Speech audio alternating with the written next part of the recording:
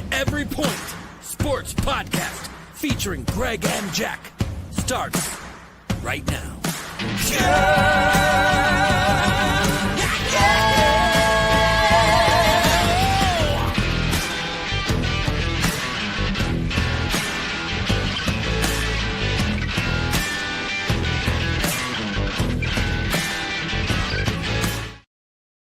Oh, what is going on, everyone? I am Jack Stash from Fantasy Farm Sports. This is the Every Point Sports Podcast. We've got the OldGamerGK entertainer Greg with us. Greg, how are you feeling today? Can you hear me? Oh, no signal. I think you're coming through. I think out of the back cave. Is this what's going on now? Is this how we're going to do I this? I don't know. Go ahead. Never Take it away better. for 5 minutes. What? You were taking a break? Take it away for 5 minutes. Let me figure this out. All right. It's just a setting. Okay, so as you guys can see, scrolling on the bottom of the screen, it says, May the 4th be with you. Oh, Greg, there you go. There we go. Out of the back I told cave. you, it was just a setting. Oh, my God. I know you're a Superman guy, but right there, it felt like you were shifting black and yellow. Even Superman had the black costume at one point. That's true. So I want to ask you, and hopefully our audience can get involved in this. What's your favorite Star Wars character? Can I please start? Yeah, go ahead. Go ahead, start, because I know you have some smart-ass answer. Oh, here we go. My favorite Star Wars, this is smart-ass, I think. My favorite Star Wars character is Darth Vader. Okay. Because without Darth Vader, you don't have the story. There is no Luke Skywalker. There is no Obi-Wan. There is no anything. It started with Darth Vader. Maybe it started with Obi-Wan a little bit. But the whole encapsulation it's the bad guy. Without the bad guy, you don't have the whole – there's nothing. There's nothing. Mm-hmm. There's nothing there. So I'm a big Darth Vader guy. How about you? I like the light side. I'm a big Luke fan growing up. Okay. But as I learned more of the legend of Star Wars, more of the expanded universe from the books and stuff, I'm not a total geek when it comes to it. I geek out over more other stuff than that, but I am a big fan and I know a decent amount to talk about Star Wars. His name was Ben Solo. It was in the future. It was Leia and Han Solo's kid, and this is the expanded universe. This isn't the movies. The movies kind of threw that and like screwed that all up. In the actual expanded universe, like, he was a badass and he was on the light side, but he did dabble a little bit in the dark. But he was a light side character, and like I said, like he was like OP, like ultimate power. He was that bad, like not bad guy, but like that badass. We have this. Like I said, ultimately, I've always been a Luke Skywalker fan because when I was growing up, we had limited characters to pick from, and like I always wanted to be the hero. So of course, I picked him. Cool, couple cool things.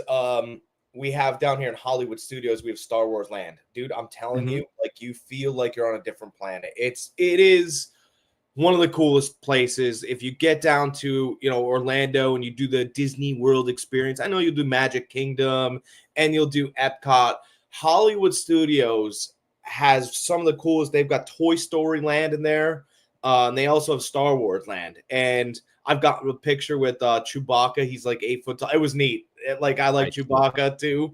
But that was super cool. He made a comment about my mustache being like that. So I thought that was great. Yeah, I'm a Darth Vader guy, and it's a cool day. Yeah, our oldest over here, Austin, sometimes when he had special needs, but he can't talk, but he makes sounds. And sometimes he literally sounds like Chewbacca. I'm like, Dave, he sounds just like Chewbacca. That's great, though. It's a great way to communicate. Absolutely. You could do it. You could say a lot by just movement and eye contact. So yeah, absolutely. All right. I guess we have to talk about this draft. Yes, we do. We don't have to. I mean, I want to. I guess you have to. I want to. I'm super excited about it. And by the way, guys, sorry we missed you the last 2 weeks. For anybody that doesn't know, last week was Jack's birthday. So 91. 91. I look great for 91. 91. Right? All right. Oh, I'll tell you what, I'm still holding on to that brown hair, right? Not too many wrinkles. I look great at 91. I had a great birthday. Good. You know, I appreciate you giving me the levity last week and going, hey, it's your birthday. Mm-hmm. I worked a 14-hour shift the day before. Oh, and rough. That played more into the factor of me going, Greg, I'm barely awake when you texted me. Yeah. But I appreciate it. Great gifts from everybody. I had my friend buy me some cigars. I had a silly string event go down at one of my trivia nights that everybody shot me with silly string. I got some eye contact for you. Oh.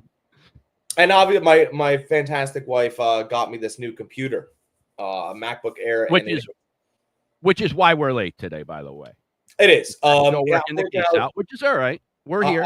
I'm not a tech guy, and the last time I bought a computer was 13 years ago. So obviously, tech has advanced since then. They talk to themselves now, and they leave you out of the conversation. How rude is that? See, can Google talk to Apple, and Apple talk to Google, and then with the system notifications? I'm like, hey, I'm here too. Can I take part of it? Like, you're just leaving me out. Important. Yeah, you're not important. Yeah, I'm like that guy in the rain. It's like the Friends episode where Ross had the threesome with the two girls. He goes, and his wife was clearly a lesbian. She didn't know it yet. And, Joey's telling Joey the story. And he's like, so did you like it? He goes, he goes, do you ever feel like you just sat back and you kind of just watching? He goes, yeah, but it was two girls. He goes, yeah. He goes, kind of got up, made a sandwich, came back. Dude, he didn't feel like part of it. I feel like a guy out in the rain without an umbrella, and I'm just walking down the highway and it's raining, and my computers are like, yeah, talking to each other, having a good time, right? Softwares, and I'm like, hey, I like the rain, I guess. That's how I feel. This draft, speaking of being left out in the rain, I guess we'll start where every sports commentator has for the past week and a half, which I said they would. Yep. It's been beat it down. Sometimes you have to sit back and watch. Here's the thing with so I found out which teams don't want to make any money this year, which is great. Right? I found out that the Titans aren't going to make any money. They'll have to, bring some country music artists there so that they could sing in Tennessee. Well, no, I don't. I think Cam will sell some tickets initially. They're selling a future there. The knock on Will Levis is he doesn't read the defenses as quickly as they'd like. He's got a better arm than Cam Ward. So not by a lot though. Cam Ward has a nice arm. No, but so what did we buy here? Nothing. We bought. You bought your fan base a future for 3 years is what you did. I think he's a bench player. That's what you did. I don't think I don't think he could beat out Will Levis in a fight. To be quite honest, I think he's going to beat out Will Levis. I think he's going to start week 1. They're going to be up and downs with them. I'm not saying the guy's going to become a superstar, but I've seen enough in college to know that he could be a serviceable quarterback in the NFL. I don't think he's very smart. He's athletic enough. He can move around the pocket. He has good pocket sense. I mean, I've seen all that in college. I mean, I have great pocket sense with 6-second pockets. I mean, I'm fantastic. But that's what he got at Miami. And not all the time. You've seen him running around back there, and he had that escapability that Patrick Mahomes has. Not something that you're going to run 60 yards down the field with because of speed, but the athleticism, that quick twitch to avoid the pass rusher. I've said this many times this week. The team that had I thought that what Cleveland did to move back, if they wanted to have more draft picks, that was fine. I also like Jacksonville moving up to get a hometown kid in Travis Hunter. Listen, I like what Jacksonville did. They had a very, very nice draft, and quietly too. If Jacksonville sat there, which I believe they did, and they went, look it, everybody in this draft we're not interested in. Really, we're not. I mean, we have some players that we like in the building. but we're not. There's not. We don't love anybody. We love Travis Hunter. So if they were saying we love Travis Hunter and they want to move up a couple picks, look at Liam Cohen is not great at interviews. Duval, that's ridiculous. Okay, he's not good at that. But Liam Cohen last year was, as you know, the offensive coordinator for the Bucs, and he said something at one of his interviews. I think it was week 10. They were like, Liam, you're not known as like a run zone scheme kind of guy. Why are we doing this? Why are we doing this run zone scheme with the Bucs? And he goes, well, it's kind of funny you brought that up because we don't run that. He goes, but I think it was week 2. I put a couple run zone installs in for Bucky and, for Rashad just to see, and we got a lot of yards just on those 2 schemes. We ran, I think, 5 or 6 plays on those 2 schemes. And he goes, then I put another install in. And the guys came to me week 5. And they were like, hey, let's keep running this. Like, we got a real strength over here against other teams. If you can run us in tandem, we think that'd go great. He goes, so I just kind of sat, listened to the players, and I went, all right, we're going to run this now because it's the strength of our team. And I think that's really important for a player like Travis Hunter. You can run Travis Hunter, I think, at wide receiver, and I think you can run him at safety in some nickel packages. You and I talked about before, Travis Hunter doesn't murder you when he tackles you, but he's a ball hawk. And if you can, I thought this was crazy. This was an NFL evaluator. They said that his skills at the wide receiver position, his measurables are Odell Beckham. I didn't think he was that talented, but this is an insider. This is a guy who looked at all the measurables and all the stuff. They compared him to Odell, and I thought, if he's that talented, you can run him at safety and get Ed Reed-like comparison at the safety position. Yeah, I don't think they're going to do that, though. I think they're putting him at corner. They're going to keep him there. Maybe nickel his rookie year, but he's going to become a shutdown corner in the league. He really is. And I'm with you as far as the immeasurables, as far as the wide receiver. If you watch his tape, like, he doesn't drop a ball. He makes Shedeur Sanders' job so much easier running those routes out there. So much easier. I mean, Shedeur put it in a spot, and Hunter ran to that spot every single time and would make some ridiculous catches sometimes. And there's a lot. So I would have loved if Tennessee took Travis Hunter because I think he solves more of their problems. I think that Will Levis would be willing to throw it out there like Shedeur would have, and Travis would have got the ball. Now you have a real tandem, right? You have a real tandem in Tennessee. And that's why I don't think you gained. All you did was reset your franchise. But like I said, they gave their fan base a 3-year future. But they're not so. If they don't like Levitz, if they like Levitz at all, they would have never started. Who was it? Rudolph last year. They started. They towards started the end of the year. Well, they started Rudolph when Levis tore his ligament in his shoulder. Yeah, he was in there before that. He was in there before Levis got hurt. Is my point. They're not sold on him. They don't like him. Well, I know that was Vrabel liked him. Yes, that regime's gone. This is a different regime. They want to bring in their own guys. Yeah, it's not like you're inheriting an Aaron Rodgers or a Tom Brady or something like that. You're inheriting I forget what round he was, pick. A guy, Levis was a first-round pick? Yeah, I think we were like 16th. Really? And he was one of those guys. I don't remember that. Yeah, he moved up. And the reason why they moved him up so much was because of his massive arm. I mean, he has a massive arm. Absolutely take your hands off. And my only knock against Cam Ward is I don't think he's the smartest quarterback. So if you got 2 dumb guys in the room, they don't do better on the SATs. They give you the same. I agree, and that's where they should have brought in. What they should have done was brought in a veteran, and it doesn't even need to be a high price veteran. Just somebody that's been around the league for a while that could teach them the ropes. I think. So I'll say this. So we kind of talked about what Cleveland did well. I think that we'll get back to them. We're just kind of moving around a little bit this draft. I think the Giants had the worst draft in 2025. Really? Yeah, because again, I'm a weird guy. I think that you need I think I'm a weird guy. I think you need a quarterback to run a franchise. Maybe we're changing in the NFL now. I don't know. But I do know that Abdul Carter might give you 10 sacks this year. Let's talk about your sack leader. You know what team your sack leader played for last year? Off the Yeah, but top. they still have but they still have Thibodeau there. No, that's the Or not Thibodeau, Kayvon but Thibodeau. I understand that. yeah. Your sack leader last year played for the Cincinnati Bengals. They were a fantastic defense, weren't they? No, they weren't. Your tackle leader also played. Your tackle leader, linebacker, Cincinnati.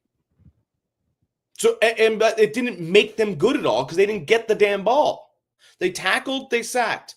I could get 10 to 12 sacks. It doesn't. Am I disrupting the game? That's what we need to be drafting here. And I appreciate the fact that they took Abdul Carter, but you needed to take somebody that was going to excite the fan base and sell tickets.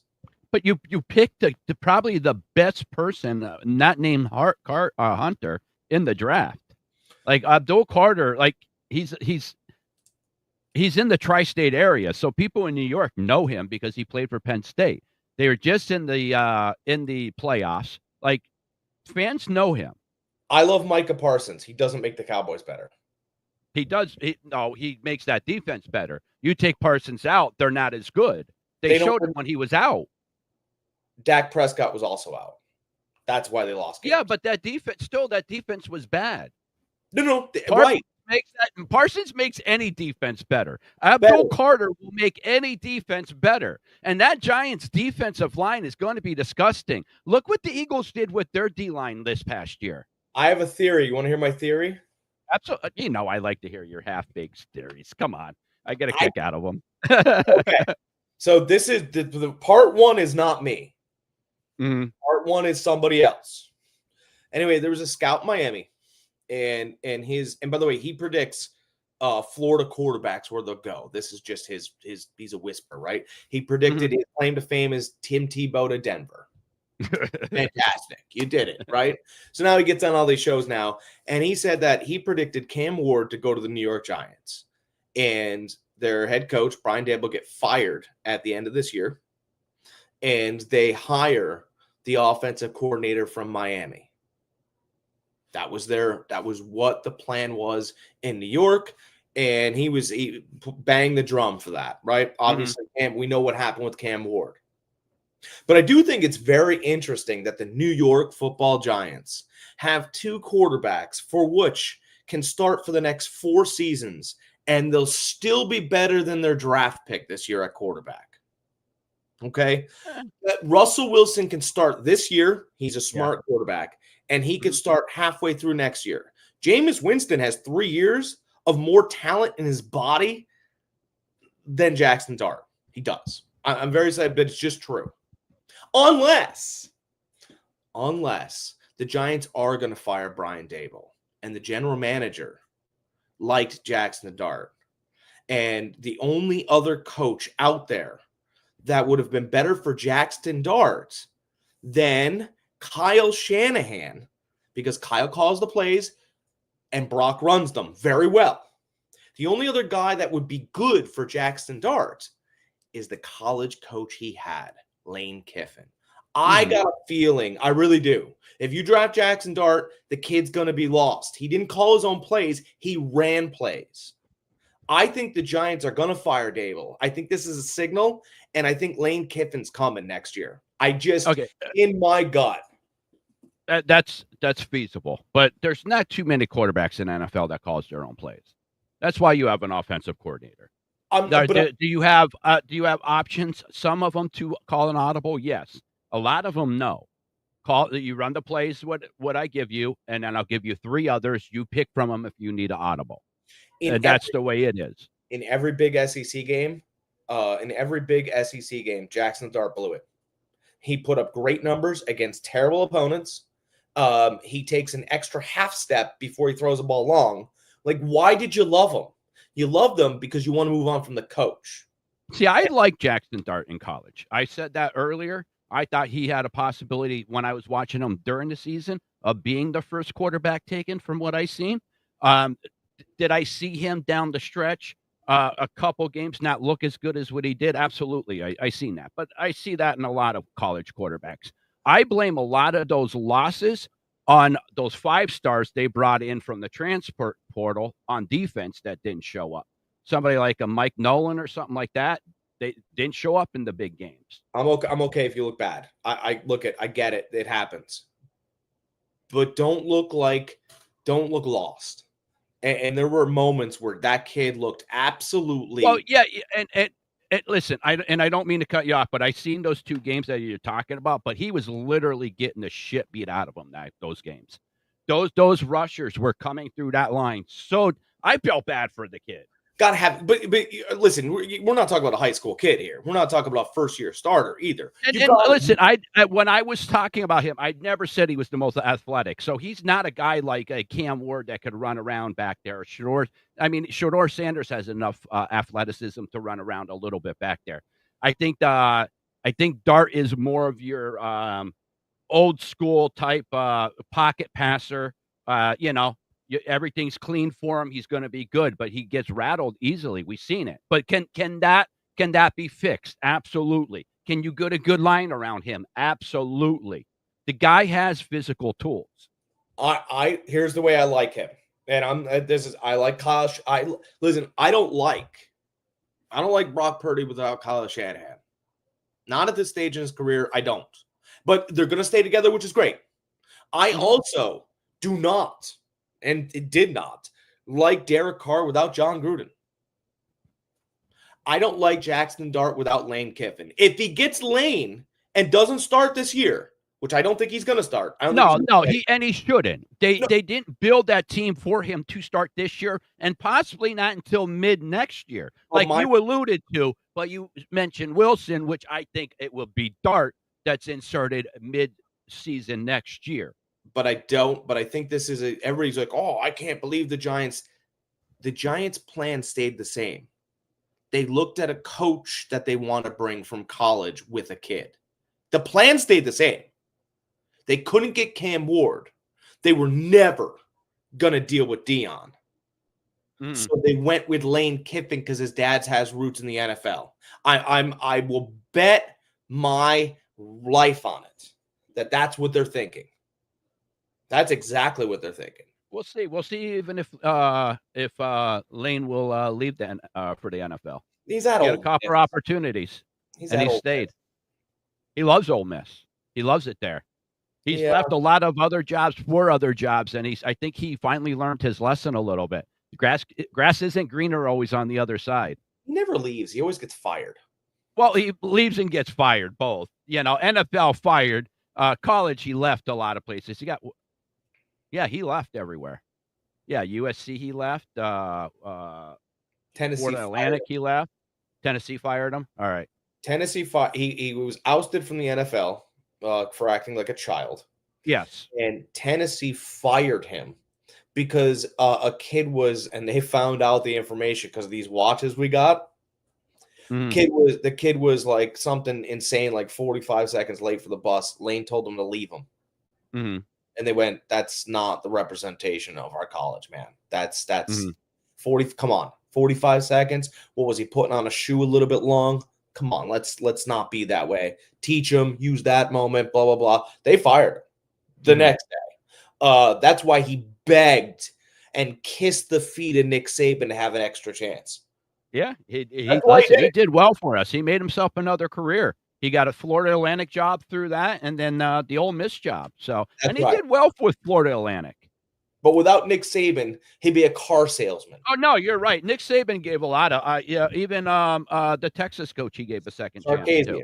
Yeah. He was popping pills at donor meetings and drinking and all that. Oh, that's what he was doing. No, I know. I'm just laughing at the whole situation. I mean, I'm still married. My wife didn't leave me because I was popping pills at a donor meeting. Starcase. I don't care.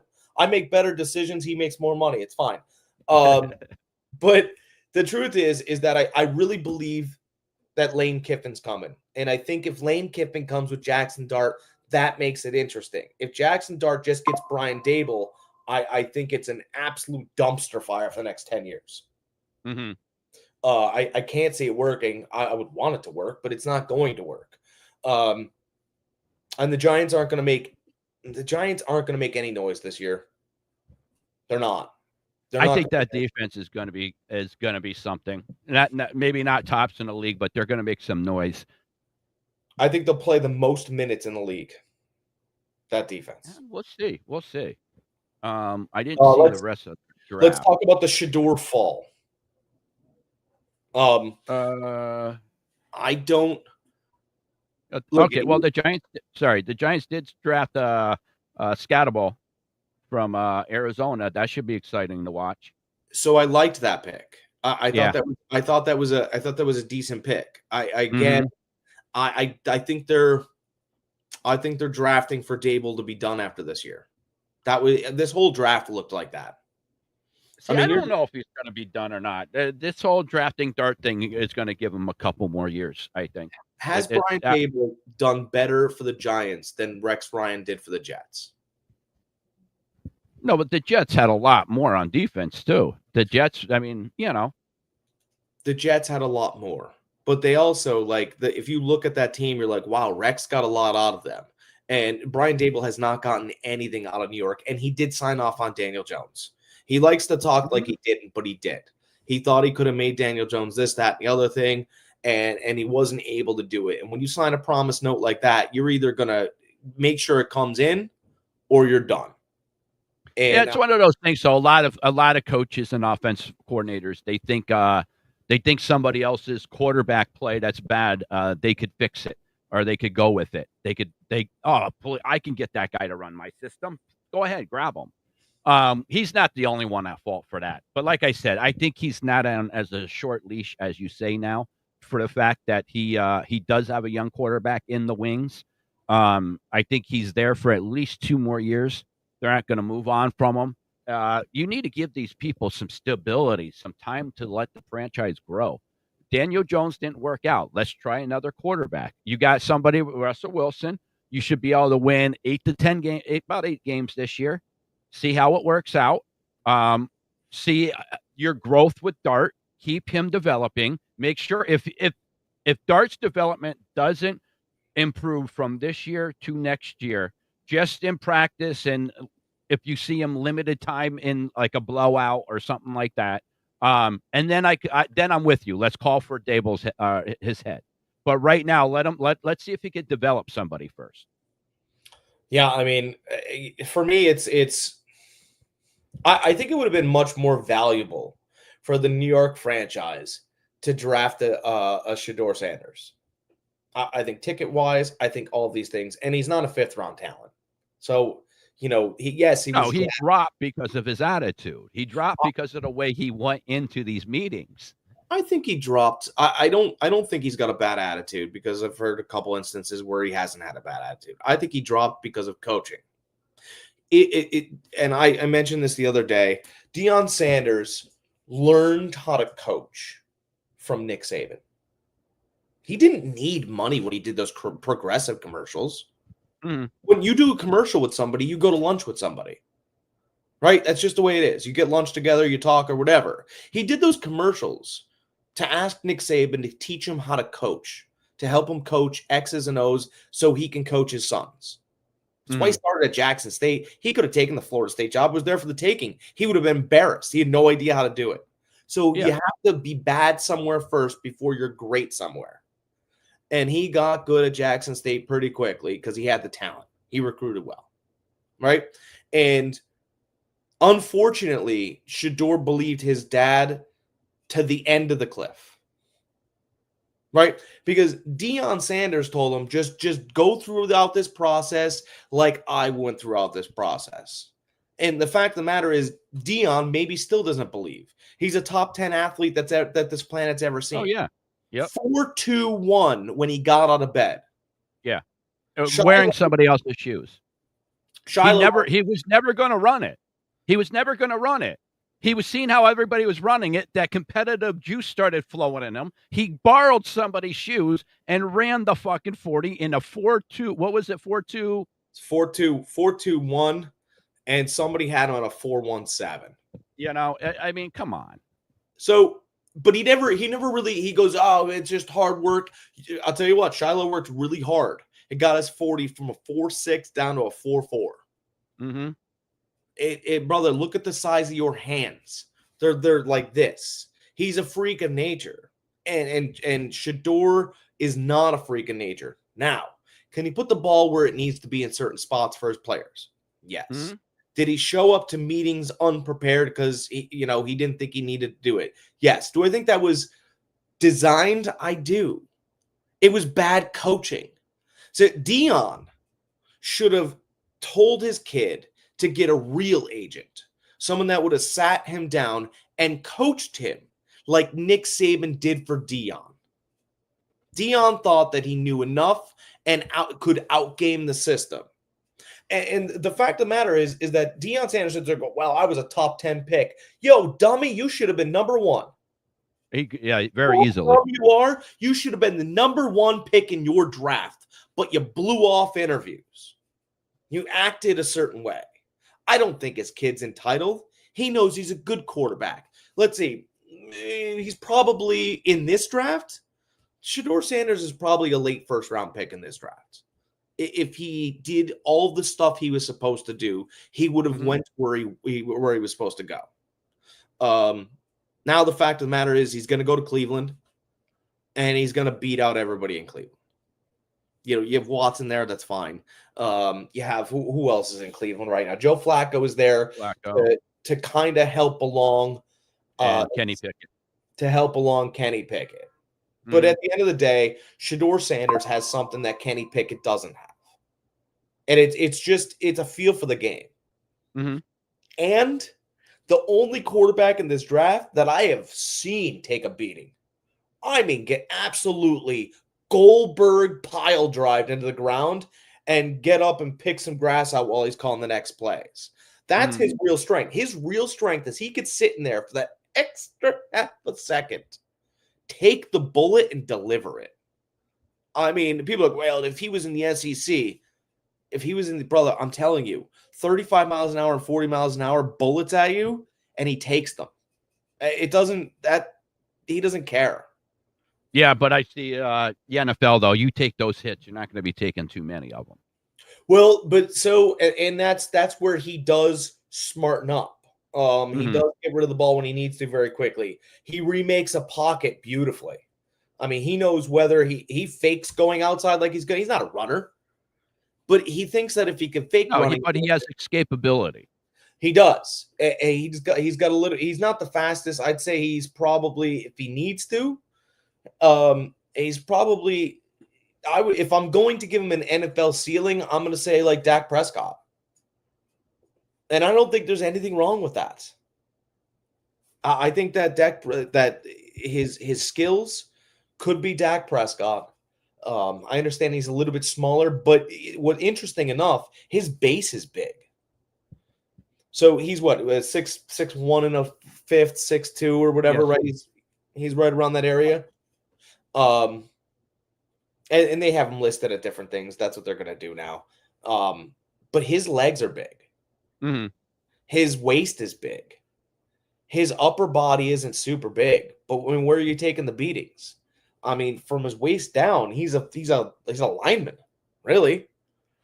I think that the fall to Cleveland will certainly humble him. I do think it was very interesting what Tampa Bay did after the draft. After the draft, I know they said something. I can't remember. Tampa Bay Buccaneers signed Shiloh. Oh, yeah. And it's really interesting because in, we'll say 3-4 years, if Shedeur doesn't work out, Baker's going to be 35 and he takes beatings. And, Baker might not be one of those quarterbacks that could play until he's 40. And then you have Shedeur's bad experience in Cleveland. And then Tampa takes advantage of Cleveland's mistake again. They could. I don't think I'm not sold on Shedeur like you are. I don't think he's going to be a very good NFL quarterback. At best, a career backup in my book. I mean, he's got more talent than Tua. Tua's a I don't starter. think he does. He doesn't have more talent than Tua. Tua can only throw to speed. No, Tua had a hell of a career in college football. And he had the most speed in college football. It doesn't matter. He still did what he did in college football. He had to deliver the ball. Yeah, yes I know. or no? He had to put the ball to where his receivers could catch it. Yes or no? A bunch of 4-1 wide receivers. There's not 4-1 wide receivers. Come on. I mean, what did Ruggs run? A 4-1-7? No, that would have broke every freaking record possible. Ruggs ran, I think, a 4.24, 4.25. He had Ruggs. He had Waddle. He had Mm-hmm. Judy. I mean, Judy wasn't fast. He just had hands. He can cut a rug. He can cut a rug. Yeah. Judy's like Stephon Diggs. Great at route running. Yeah, yeah. I think he's got more talent, I think, than Tua. I think he's got more talent than a lot of these starting quarterbacks, really. He's got more talent than Kyler Murray. No. There's a reason why these guys went in the first round. Yeah, Kyler Murray. And all these people that you're talking went in the first round. Shedeur, in my book, wasn't a first round talent. This year, he might have been a first round talent, but in years past, not even close to a first round talent.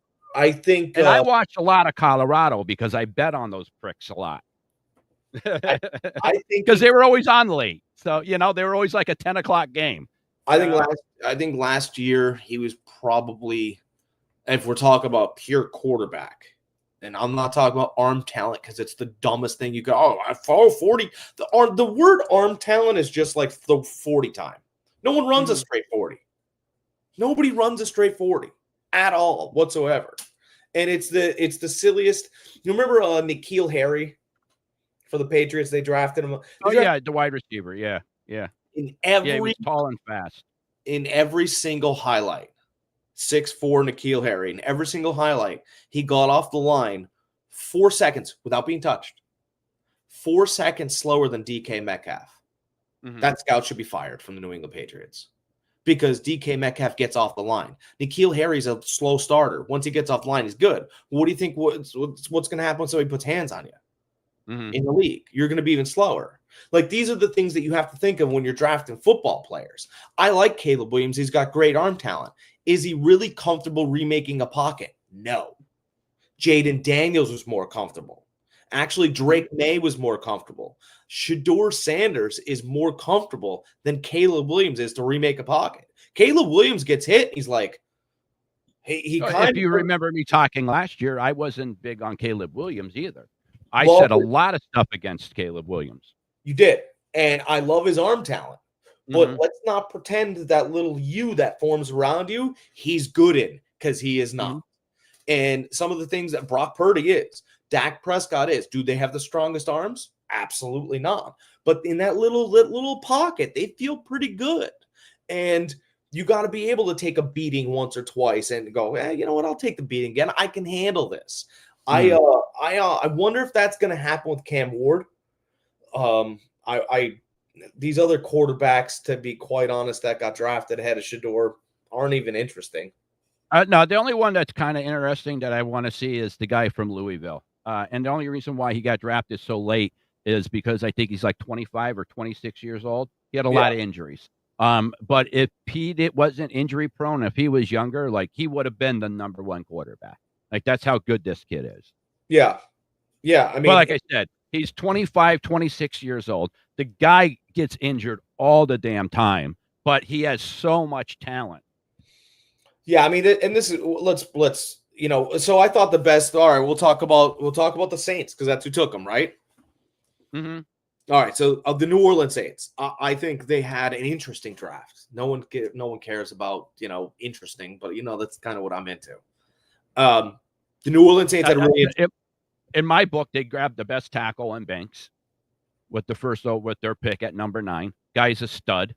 Even if Banks isn't the best tackle, right? Here's what's interesting to me about Kevin Banks Jr., right?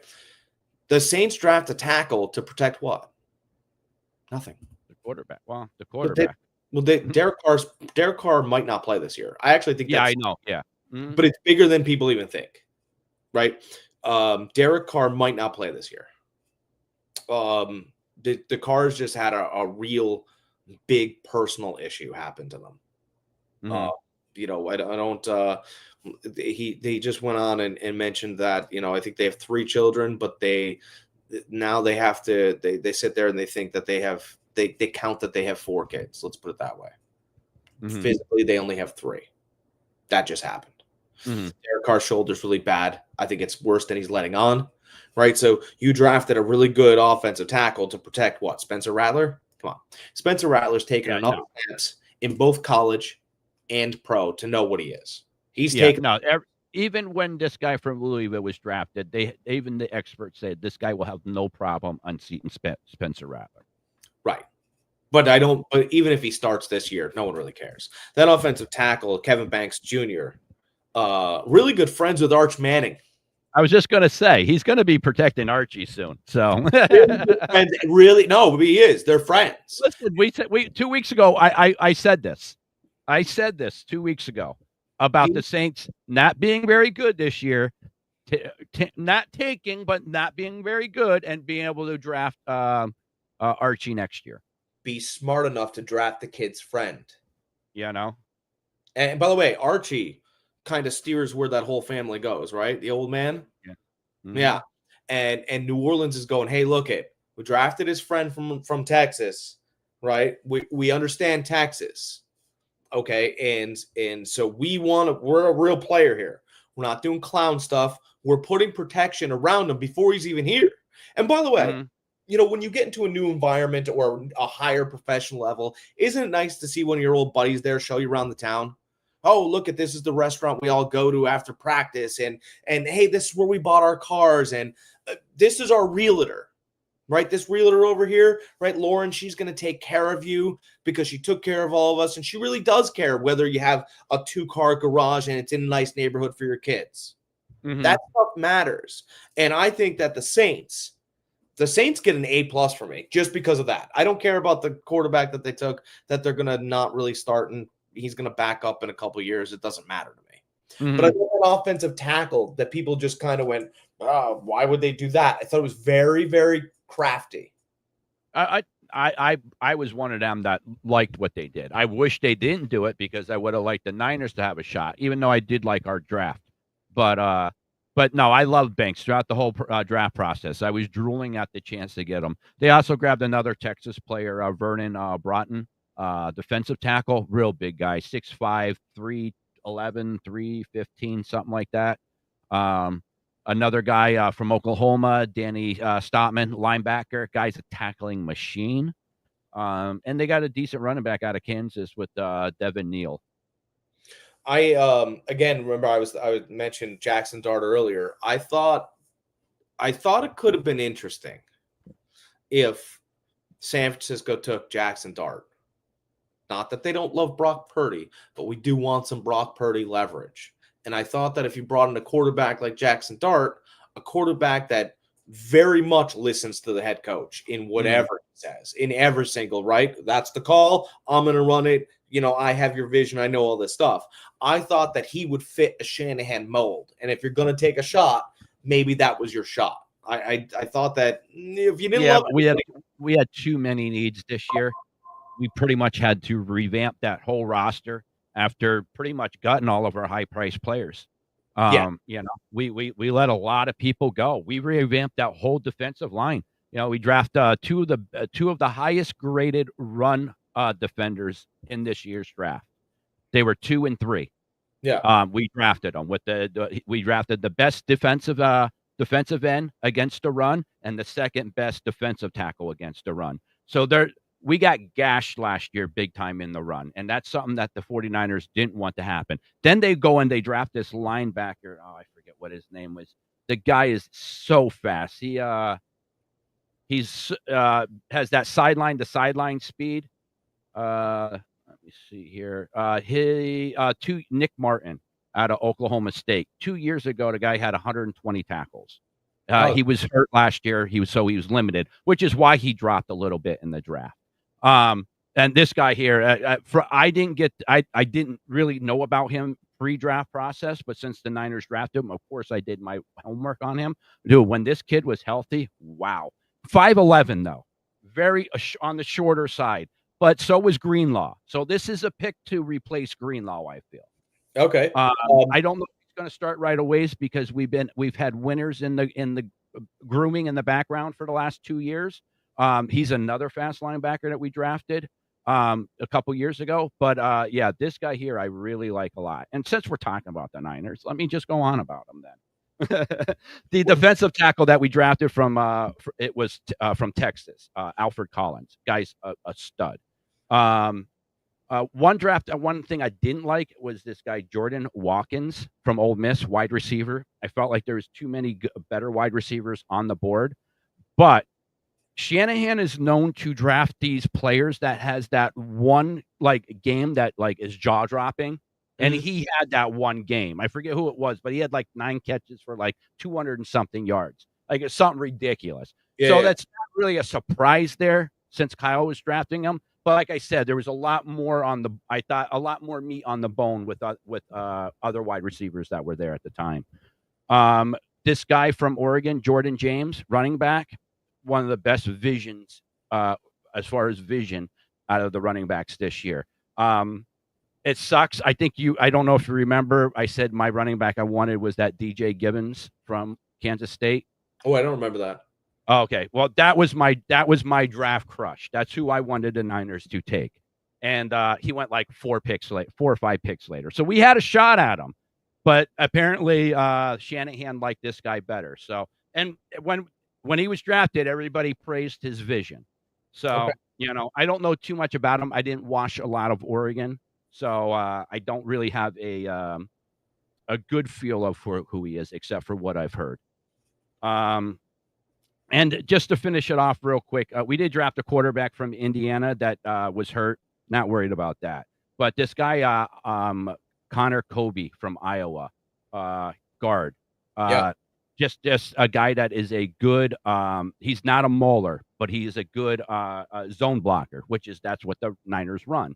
And that's what a lot of teams are running anymore. But a lot of these guards that were picked in this 5th and 6th round, they're going to be household names in about 4 or 5 years. This draft was deep with the offensive linemen. Okay. So just real quick to wrap up the Niners, I gave them a solid B. What my initial thought on them, I gave them a C until I started learning more about the later picks, which jumped them up to a B. Not a B plus, not a B minus, just a solid B. And this is a homer. I'm a homer. I love my Niners, but I'm honest. And solid draft by it. Solid. I gave the Giants an F minus. I also want to add to the fact that, listen, I understand Abdul Carter, but it wasn't like you drafted Jackson Dart. You moved up to get him. Yeah, well, which means they like him. Hold on, let me name some of the teams that you leapfrogged to get him. You leapfrogged the Baltimore Ravens. They were probably taking a quarterback. You leapfrogged the Buffalo Bills, who are in desperate need of a quarterback. You leapfrogged the Kansas City Chiefs, dying for a quarterback. Who was in your room? I'll tell you the reason why they leapfrogged is because they were afraid of another team coming up and grabbing him. They're afraid of another team jumping up in the past and grabbing, because the only reason why you move up to draft one of these quarterbacks late in the 1st round, and I don't think a lot of people understand this, is the 1st round is the only round that you can get these players for 5 years. Every other round, it's a 4-year contract. 1st round, 5 years. That's huge when you're talking about a quarterback, especially a quarterback that needs to develop. Because he might not hit until that 3rd, 4th, maybe not even till that 5th year. And a lot of times by time then, a team's already given up on him by then. But I'm just using that as an example. That is why it is so important sometimes to get these quarterbacks in the 1st rounds, because you get that extra year. So that even further, gives me some identification, right? So again, Dable might get him this year, and Lane Kiffin might get him for the next 4. Well, that's saying that I don't know if Dable had a say in this. I don't think he did. I think this was a GM thing. The GM liked what he saw. He had a chance at it, and he went with it. And Well, if anything, the GM was thinking, well, if I draft this quarterback, maybe I get another 2 years out of my job. well, that too, and the owner apparently for the Giants wanted to pair a coach with a quarterback. That's been the whole baseline. That's why when I started like kind of looking at this draft, I went, why would they? That's stupid. Oh, they like Kiffin. They must like Kiffin. They must think that he can come into that division next year, not next year, but the year after, and make some real waves. And I'm getting ahead of the news because I think it's going to be news. I think I think the New York media would eat Lane Kiffin alive. he's you know what? I think he's just snarky enough to get along. I hope if he hasn't learned his lesson, he's not going to get along with them. There's going to be some type of huge ass blowout, some big blowout, like worse than the letters that came out with the Raiders. Yeah, but I'm just saying. No, I listen. I'm with you. I think that too. I think Kiffin is in a perfect spot right now. He's at a spot where they coddle him, like he is God on that campus, and that's what he needs. He needs that complex. He's always been like that. He's always had that complex that he needs to be the guy. So a lot of Steelers fans have been super excited for Will Howard. Right there, the guy's a solid quarterback. He is a solid quarterback. I do like his measurables. You know who his biggest fan is? This is why the kid's not a jerk. You know who Will Howard's biggest fan is? Shedeur Sanders. I'm not joking.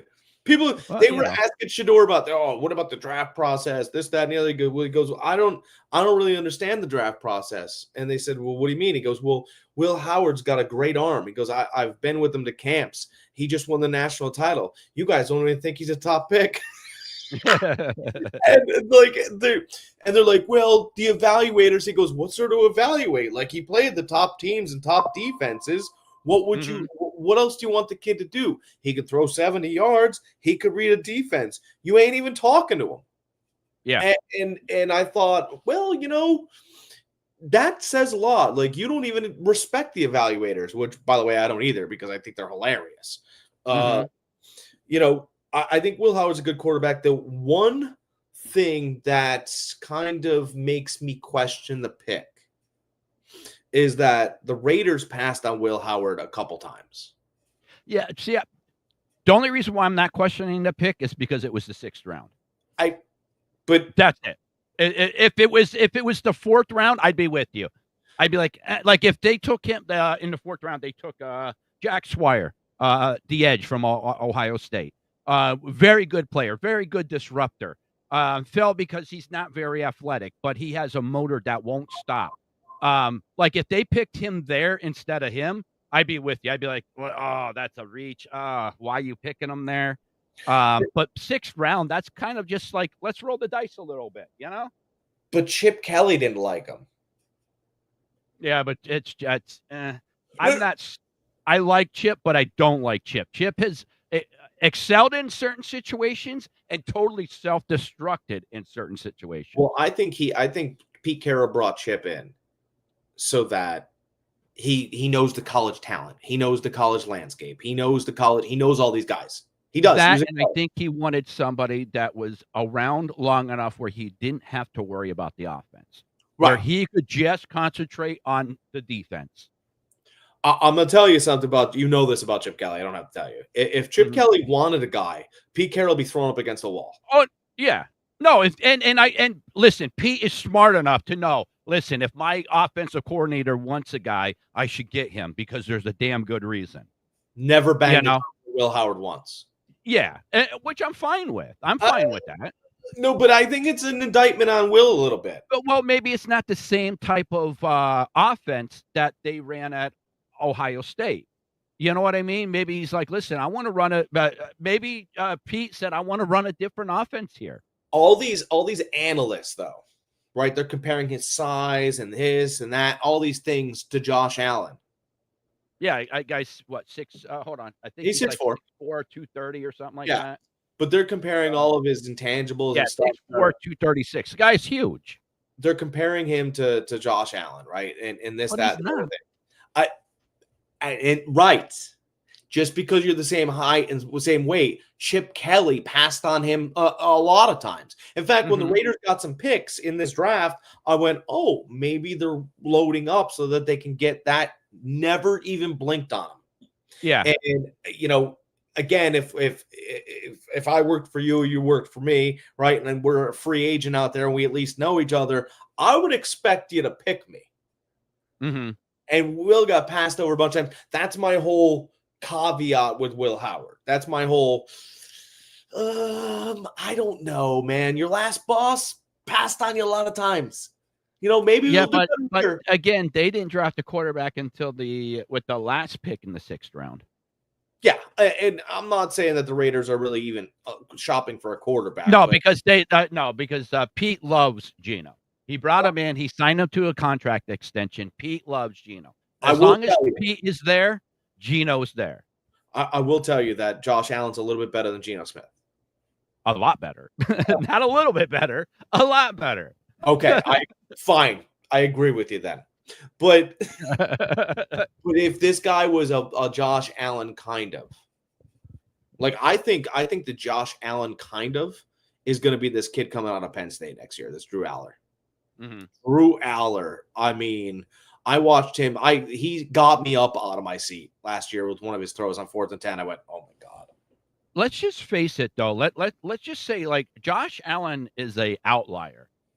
Like guys that we see that have this type of arm talent that's this big, they never end up panning out in the NFL. They just don't. I mean, we had a couple lookalikes.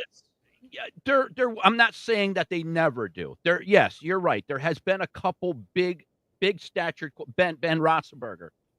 There's been your bigger quarterbacks, but you don't see it as much. You see your quarterbacks more that 220 mark, 6'2", 6'3". Those are the guys that usually succeed. Yeah, I think you've had a couple. Like, okay, you've had John Elway, right? Bigger guy, obviously. Wait. I'm talking. I'm sorry. I should let me rephrase this. Modern football, say from the 2000s on. Okay, we'll say because you go back to the 90s, the 80s, the 70s. Yeah, you're right, dude. There's some monsters at quarterback back then. There's some guys at quarterback that would take your freaking head off. Maybe 3, I could say.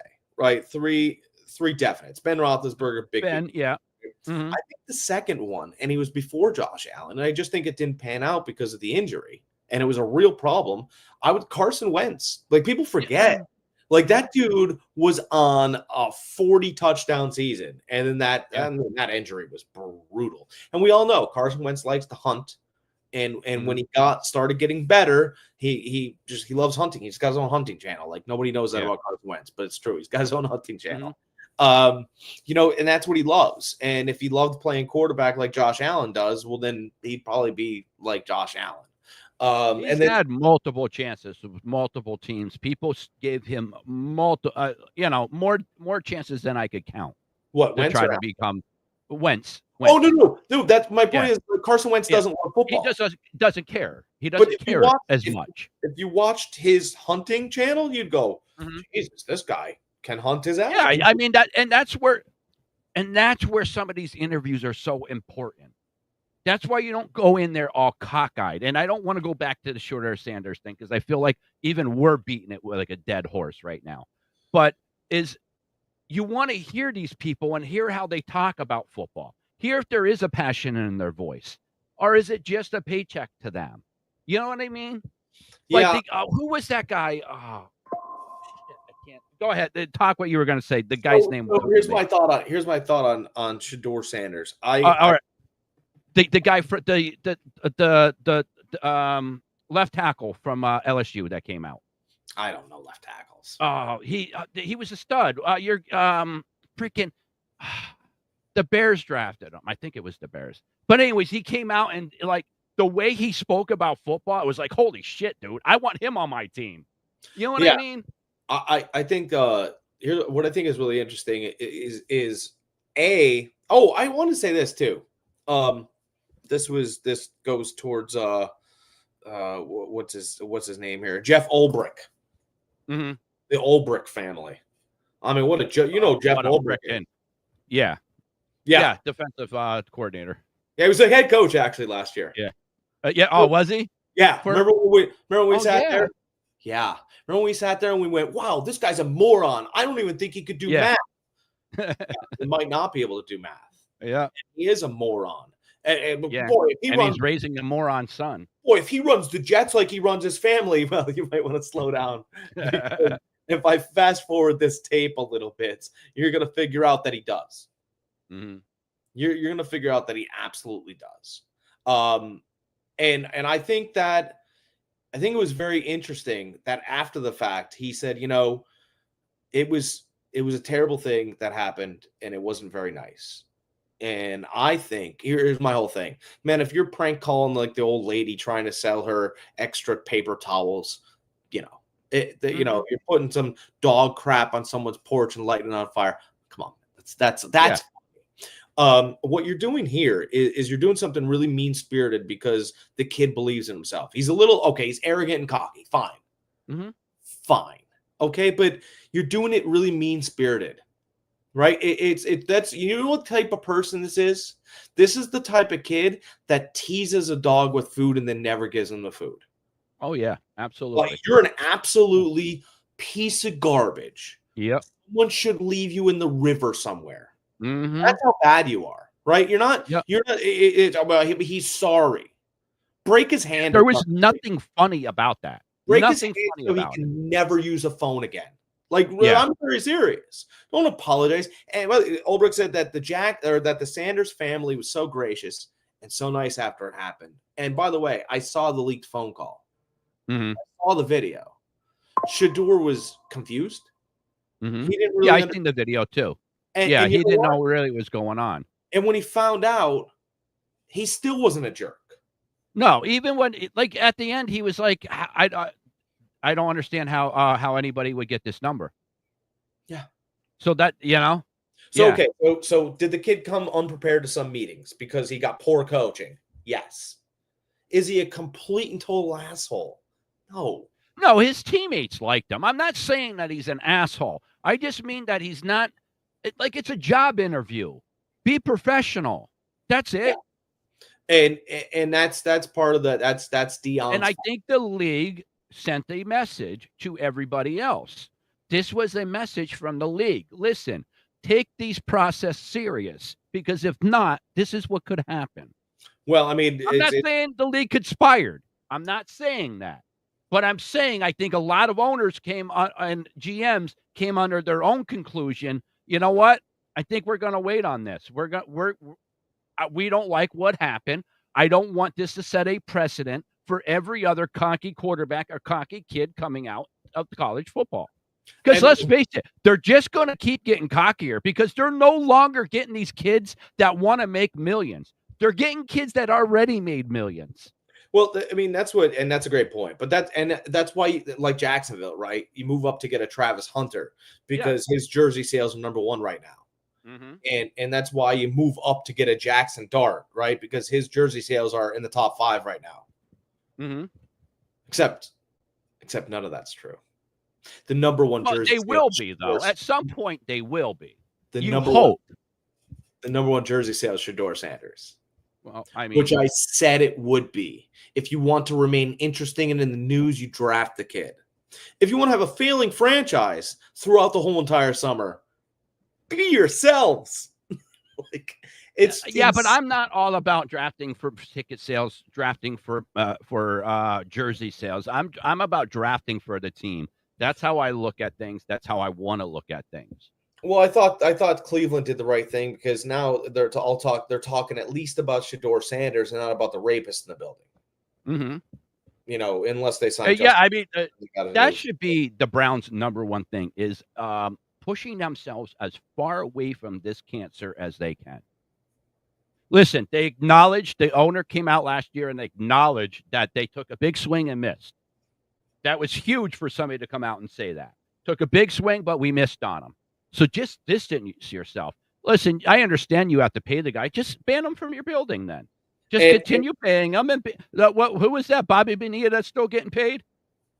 Yeah. To this day? Yeah. And I don't mean to put those two in the same sentence. I'm just talking about, like, he's no longer in baseball.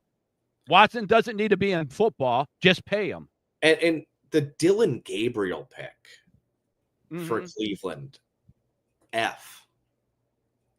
Yeah, I mean, the games for which Dillon Gabriel looked very good for Oregon.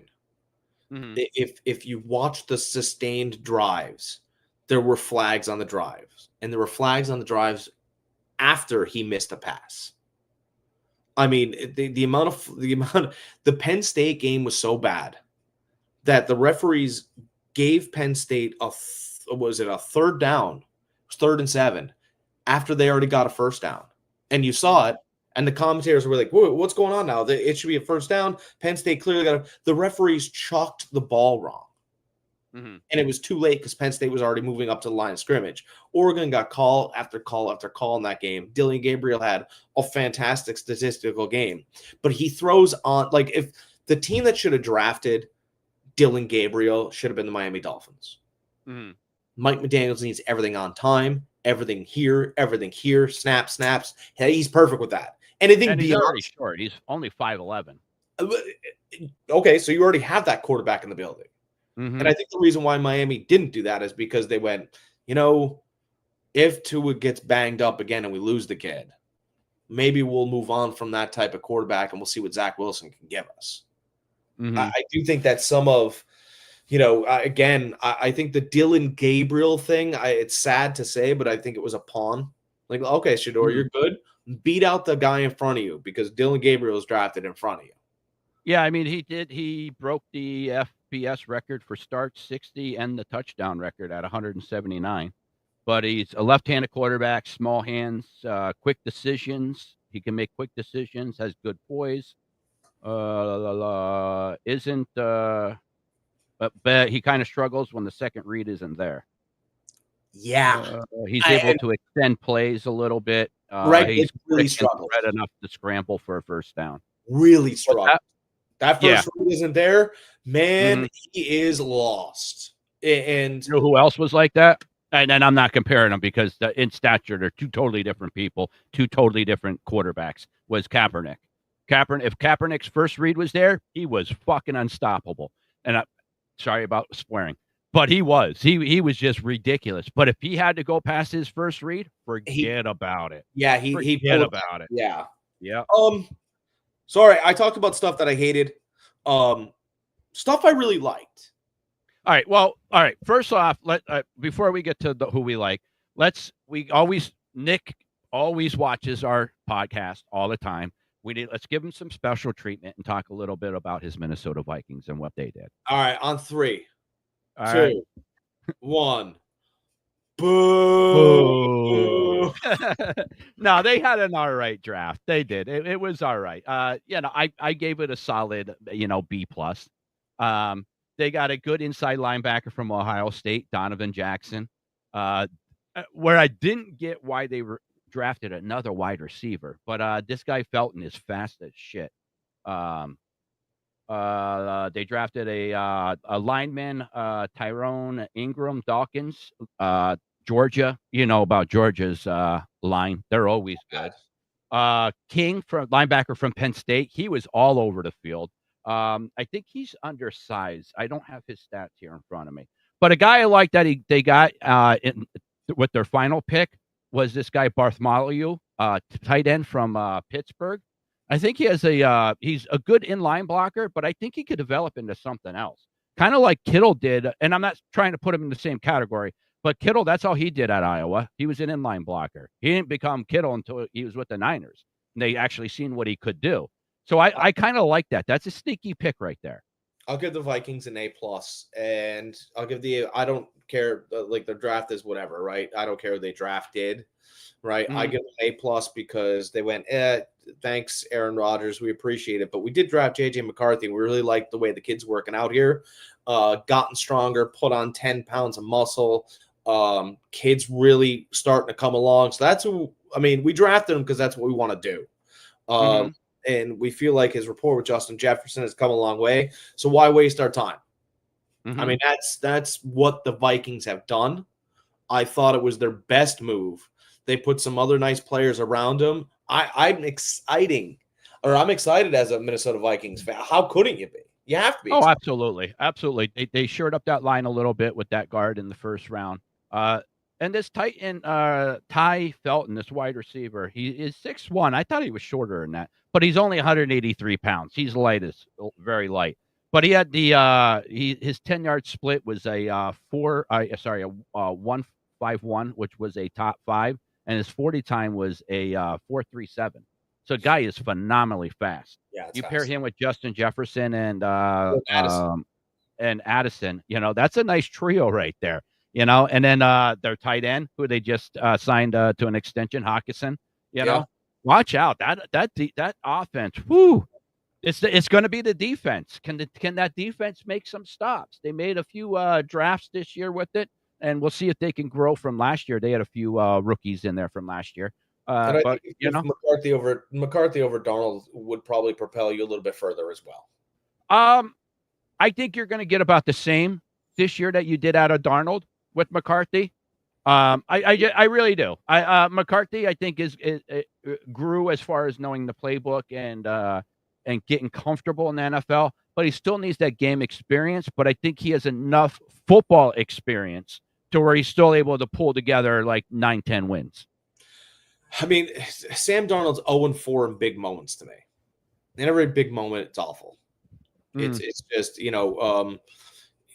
every opportunity he needs to really take, he doesn't. Minnesota had a really great year going last year. And when they needed to prove that the passes he threw, I went, Jesus, man, I was with you. He was high on everything. And Greg, you could have thrown them out there like this, and some of them would have been touched. He threw them high. And I think, listen, before he got to the NFL, no big moments. Yeah, you played at USC. That's fantastic. But USC wasn't the USC that we remember back when we were kids, back when like pre-Pete Carroll era even. JJ McCarthy played in a national title game. He played in real big moments. And I think that if they're the same player, McCarthy beats him out in practice because it's one of those competitions. I mean, every time somebody had an opportunity, his skill set's better than Brock Purdy. Couldn't beat Brock Purdy out. His team was the Carolina Panthers. Mayfield went in there and told him to hold a clipboard. I mean, every opportunity fail. I mean, at one point you got to hit one.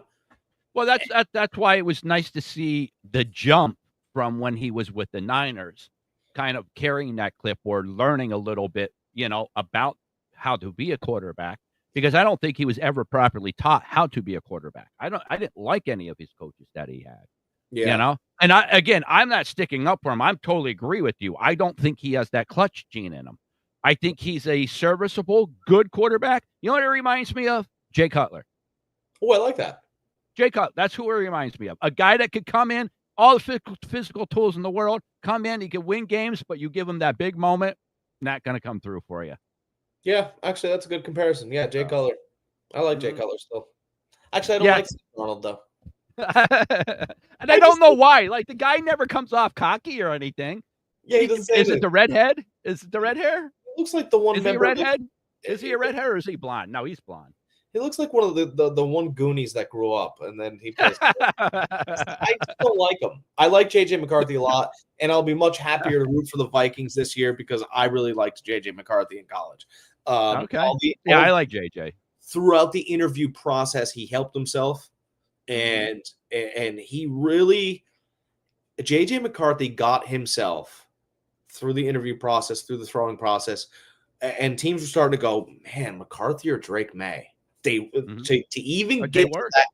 get to that point for JJ McCarthy, and because Drake May has, they call it, get off the bus size for him. And by the way, arm. Drake May is only an inch taller than McCarthy. For him to get himself almost right there was very interesting to me. And it just proves how important this draft process is, and take it serious. Take it like a job interview. Yeah. Because McCarthy, like you just said, like he's living proof. Well, I mean, I don't think you blow anything off. I think every chance is an opportunity. And listen, I am not saying Shedeur went in and blew these teams off. I'm saying he went in there with a certain cockiness that he didn't earn yet, and it rubbed a lot of people the wrong way. So I think his failure was he listened to his coach. Yeah, no, and listen, I'm with you, which he listened to his father. Now, he listened to his dad. Sometimes you should hire a different coach. Well, what's his name? The other kid. Shiloh. Yeah, he fired his dad as the agent before he signed with Tampa. Yeah. So, yeah. Again, Shedeur didn't. I didn't see anything that Shedeur fired him. Again, sometimes you get bad coaching, and I think that in this case he did. I think one cool thing I want to talk about. Do you see what the Indianapolis Colts did? Oh, the Colts. I did, but refresh my memory. All right, so here's what they did. A couple weeks. They signed out. They signed Daniel Jones. No one cares. Okay. Yes. Daniel Jones is going to beat out Anthony Richardson, not because of skill, but because he can, read defenses. Can't make the throws. And he actually can complete 2 out of 10 passes instead of 1 out of 10. Yeah. Listen, I hate both quarterbacks. I really do. I think both quarterbacks suck, and I'm surprised they didn't bring in somebody else to try to be better. They did. Because they're going to suck. They did. Daniel Jones is going to become Jason Garrett. What Jason Garrett was the offensive coordinator for the Giants when Daniel Jones was there. And they brought him in so that he can kind of help with the bridge of language, right? Daniel Jones is an Ivy League quarterback, went to Duke University, really smart kid. And they brought Garrett in because he was Ivy League as well, I believe Princeton, so that they can have the same conversations. It was actually a smart move for the Giants. It didn't pay off, but it was a smart move nonetheless. What the Colts have done is they drafted a quarterback. They drafted Riley Leonard. Notre Dame. Yeah. And before Notre Dame, he went to Duke. They drafted him because he's a hometown kid, Indianapolis, right? Notre Dame is in Indiana. For all of you guys learning some geography with us today. The reason why the Colts drafted him, and by the way, big quarterback, 6'5", I believe, right? Yeah, he's on the slender side, 218, 6'4", 216. We could put on some weight. But absolutely. Yeah. He's a kid, That's right. And I think that if we do a good enough job at mentoring and helping Riley Leonard, he could be the Indianapolis answer in a couple seasons. And again, I'm into interesting. And I think that was an interesting pick late in the draft. I know that some Colts fans say, why would we draft him? We have 2 quarterbacks. You have no quarterbacks. No, you really don't. Richardson could qualify for the Olympics tomorrow. By the way, probably the best, top 5 at least. It's one of the top 5 athletes in the league is Justin Fields. He ain't a quarterback either. Yeah, nope. So all these truths are actually not, right? It's Riley Leonard, Daniel Jones. Anthony Richardson might just get absolutely dropped. That could happen. All this breaking news coming in. It might actually get dropped. I think it's going to be Riley Leonard. I think it's going to be. And by the way, your offensive-minded head coach drafted him, liked the kid, liked the pre-process, liked the interviews, likes the kid. If it's Daniel Jones, Riley Leonard ends up beating him out, all of a sudden you do have something to be excited about in Indianapolis. By the way, he's about the size of Joe Flacco. Joe was pretty good in Indianapolis. Yeah, they drafted Tyler Warren, guy from Penn State, tight end. Guy is an offensive stud. He can play anywhere. I like that. Penn State kid, an edge Notre rusher. Dame kid. What's that? I think did Riley Leonard actually, before Riley Leonard transferred to Notre Dame, he interviewed at Penn State. He was thinking about going to Penn State. Yeah. Okay. And they are the ones that drafted DJ Giddens from Kansas State. Okay. The running back. All right. So they drafted him in the 5th round. Indy's got a nice little plan here. So I understand, Colts fans, you're down on yourselves and you don't know what the direction is. They're not as ridiculous there as they absolutely seem. Mm-hmm. They drafted a tackle, too, that was just a transfer from Princeton this year. He went to Iowa State. Long arms, 339. Had the 2nd best vertical leap, so he's a good athlete. All right. So, yeah. No, I like their draft. I like their draft. They have some good picks here. I overlooked that Riley Leonard one, but, that makes perfect sense what you just said. It does make a little bit of right. Mm-hmm. You're like, huh. Yeah. Okay. That is interesting. I thought it was interesting, and I'm into it. Because I don't like either one of their quarterbacks. But if you're going to bring Daniel Jones in, he's going to be a mentor. Anthony Richardson, you know where Anthony Richardson will probably end up? The Raiders. No. I think Anthony Richardson, I think his best case scenario is if he could, and he's still young, he's real young, is if he could back up Lamar Jackson. Yeah, I mean, Lamar was a way better passer than Anthony Richardson was coming out of college. He was actually a better passer than Michael Vick was coming out of college. That's why I like him. But no, a pure good athlete. Yeah, absolutely. What he could do with his legs, is bar none, pretty much unstoppable, like Lamar. You know, just let him learn when Lamar's ready to retire, and then you got almost a seamless. You only need to change your offense. That's what I'm saying. That's right. So that's kind of where the balance.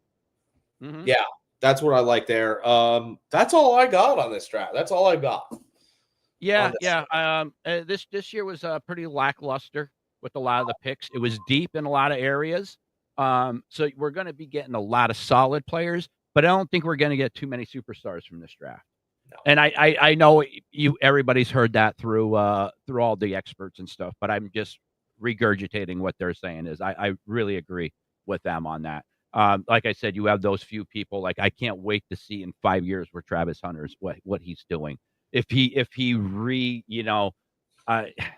just revamps what we think of these players, what they can actually do, because it's always been known that you really can't be a starter on both sides. Can Travis Hunter be the first one to do that? The first one. Well, in modern football, you go way back to the 50s and 60s, even into the 70s, you had guys playing both offense and defense. I mean, Troy Brown for New England, Deion Sanders. I said be a starter. Oh, Troy Brown came in on defense in spot duty. Yeah. Well, people are like, I want him to be I'm wondering if he could be a full-time starter. Can he be a shutdown corner and be an elite wide receiver? Yeah, because that's what he's striving for. Yeah, and you know what? There's again, if you're running the ball well, you're not passing wide receivers. So I'm not even running a play. Mm-hmm. If the place is the opposite side of the field, just because you're on the field doesn't mean you're running. That's the other thing too. If you watch Travis Hunter, he's so smart. He knows when they're going the opposite side of the field, he's going to run, and he knows it. He's really good at picking up plays like that. Mm-hmm. Yeah, so that's one thing I'm looking forward to.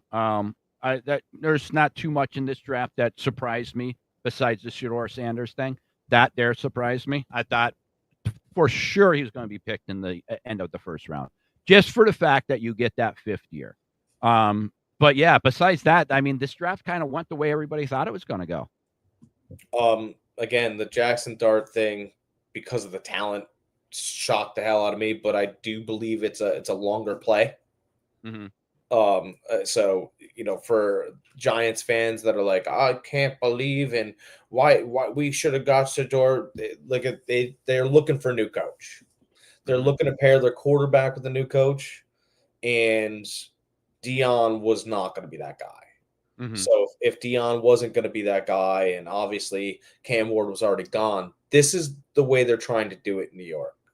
And listen, through the first weeks of college football, if you would have told me Dart went in the first round, I'd be like, well, yeah, he should have. What was it, top 10 pick? That's the way he was playing. Yeah. You know, it was the last few games that hurt him. Well, and again, that Florida game, I will never put on him. I will never put that Florida game on him. That defense let him down. That they were scoring points that game. That defense let him down. He crushed Southern Alabama and teams like that. I mean, he was absolutely, I think it was University. They were undefeated for up through what 8 weeks, 9 weeks. University of Louisiana Lafayette. I mean, he made those kids look like they were in high school. But listen, they're in the SEC. They've had to play SEC opponents.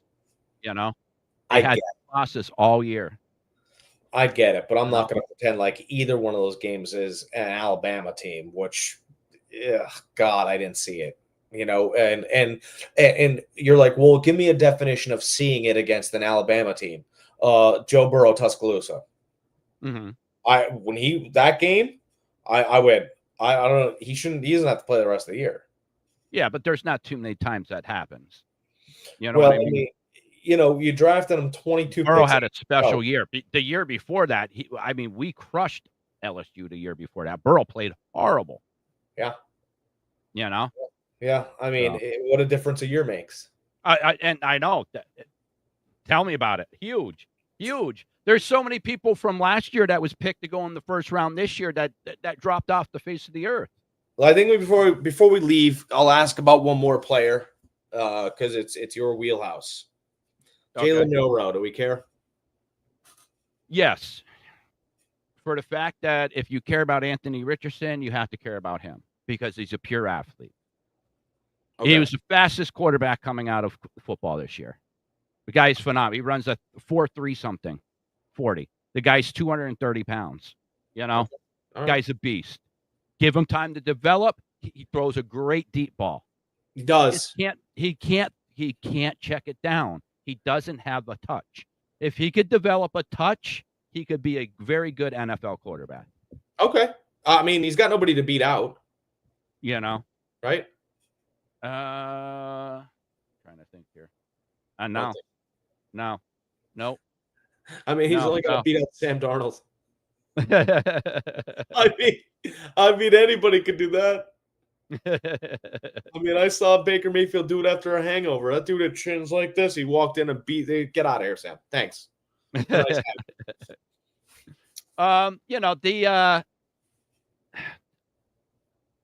It's a new coaching regime there.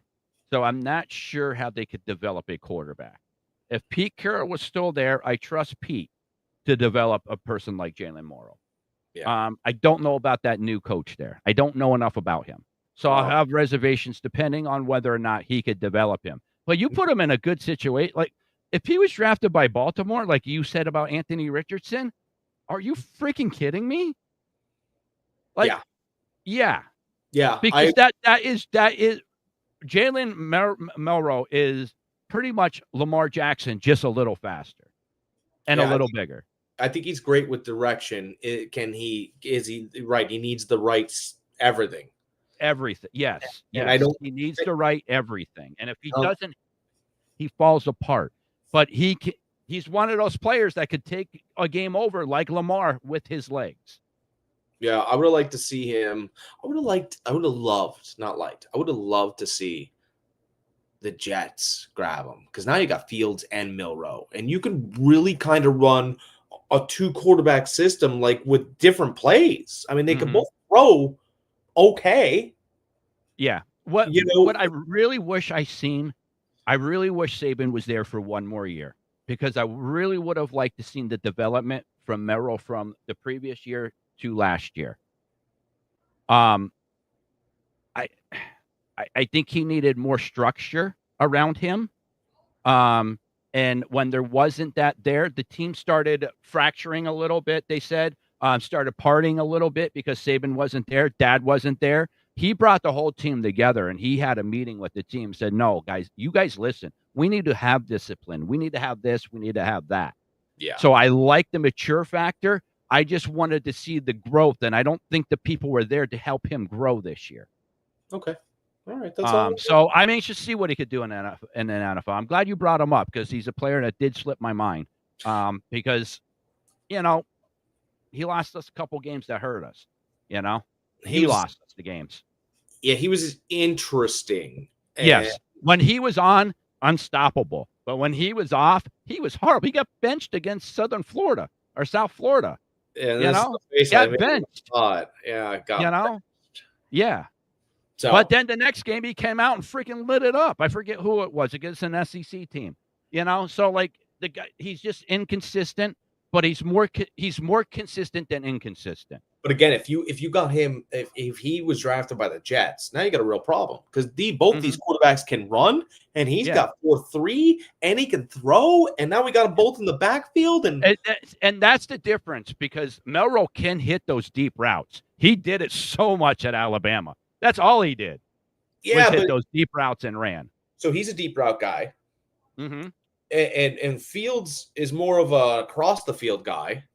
Right, not a sideline guy, but now you got two quarterbacks on the field that could both run at the same time. I think that would have been quite a dynamic for the Jets. It would have been very interesting if you got the right offensive coordinator in there to play with that. Yeah, they could have very well. Yeah, yep. Now you got two Cordell Stewarts. Oh my, yeah, for real. That's scary. All right, Bill, I gotta fly. All right, man. All right, have a good one, guys. As always, we appreciate you guys coming by, checking us out. I appreciate the patience. You guys missed us the last 2 weeks. But we are back. We will be back here next week. We got basketball we need to talk a little bit about. Playoffs are starting up. Some good stuff is happening. Fantasy my Warriors baseball 7 tonight. Whoo, I'm nervous. My buddy Nick asked me 3 days ago how I felt about the series. I'm like, oh, we have it wrapped up. I don't know. I might need a brown paper bag next to me. I might be hyperventilating. Who knows? Shit, Draymond's just got to bring those brass knuckles out with him. He's playing with this regular. Listen, a little pregame, a little punch in the gut. That's it. All right, guys. I am Jack Stash, Fantasy Farm Sports on the Every Point Sports Podcast. Greg, got anything more? Nope. Just everybody, as always, be excellent.